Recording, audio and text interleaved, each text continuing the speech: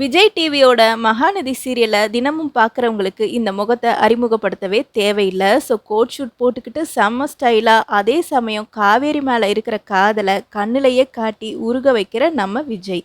ஆனால் இந்த சீரியலில் வர விஜய் கேரக்டருக்கு பின்னாடி இருக்கிற நிஜமான நாயகன் சுவாமிநாதன் அனந்தராமன் யாருன்னு உங்களுக்கு தெரியுமா? ஸோ இன்றைக்கி சோஷியல் மீடியாவில் வீக்கா அப்படின்னு ட்ரெண்ட் ஆகிற அளவுக்கு ஒட்டுமொத்த ரசிகர்களையும் கட்டி போட்ட இந்த சாக்லேட் பாயோட நிஜ வாழ்க்கை ஒரு சீரியல் கதையை விட ரொம்பவே இன்ட்ரெஸ்டிங்கானது. வாங்க வீடியோக்குள்ளே போகலாம். So welcome to just channel. So நம்ம சுவாமிநாதன் பார்த்தீங்கன்னா பக்கா தமிழ் பையன். ஸோ அவர் பிறந்தது எல்லாமே தஞ்சாவூரில். So settled in Bangalore. So சின்ன வயசில் இருந்தே அவருக்கு படிப்பு மேலே நல்ல ஆர்வம். ஸோ அவங்க வீட்டில் எல்லோரும் நினச்ச மாதிரி ஒரு நல்ல பையனாக இன்ஜினியரிங் படித்து முடித்தார். படிப்பு முடிஞ்சதும் ஒரு நல்ல கார்ப்பரேட் கம்பெனியில் வேலையும் கிடைக்கிது. மாதம் ஆனால் கை நிறைய சம்பளம், செட்டிலான லைஃப். ஆனால் அந்த 9 to 5 கம்ப்யூட்டர் வேலை அவருக்குள்ளே இருந்த கலைஞனை திருப்திப்படுத்தலையாம்.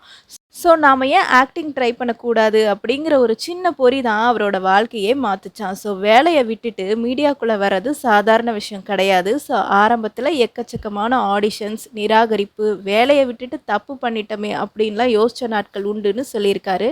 ஆனால் விடாமுயற்சியோட போராடின சுவாமிநாதனுக்கு கன்னட சின்னத்திரையில் மிதுன ராசி அப்படிங்கிற சீரியலில் லீட் ரோல் பண்ணுற வாய்ப்பு கிடச்சிது. ஸோ இந்த சீரியலில் கன்னடத்தில் மிகப்பெரிய ஹிட்டுங்க. ஸோ அங்கே அவருக்கு ஏகப்பட்ட ரசிகர் கூட்டமே உருவானது.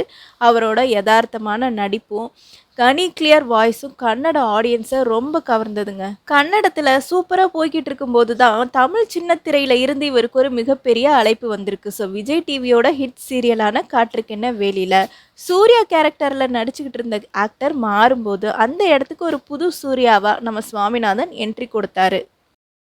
ஏற்கனவே ஒருத்தர் நடித்து பாப்புலரான ரோலில் நடுவில் போய் நடிக்கிறது ரொம்ப கஷ்டம். ஸோ ஆரம்பத்தில் ரசிகர்கள் ஏற்றுக்க கொஞ்சம் தயங்கினாலும் போக போக அவரோட மெச்சூர்டான ஆக்டிங் மூலமாக இதுதான்ப்பா நம்ம சூர்யா அப்படின்னு தமிழ் ஆடியன்ஸு அவரோட பக்கம் திரும்ப வச்சுட்டாருங்க.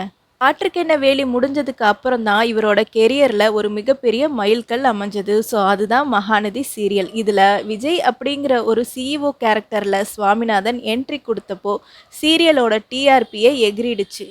காவேரி கேரக்டரில் நடிக்கிற லக்ஷ்மி பிரியாவுக்கும் இவருக்குமான ஆன்லைன் கெமிஸ்ட்ரி சான்ஸே இல்லை. சோஷியல் மீடியாவில் இவங்கள வீக்கா, அதாவது விஜய் ப்ளஸ் காவேரி அப்படின்னு செல்லமாக கூப்பிட ஆரம்பிச்சிட்டாங்க.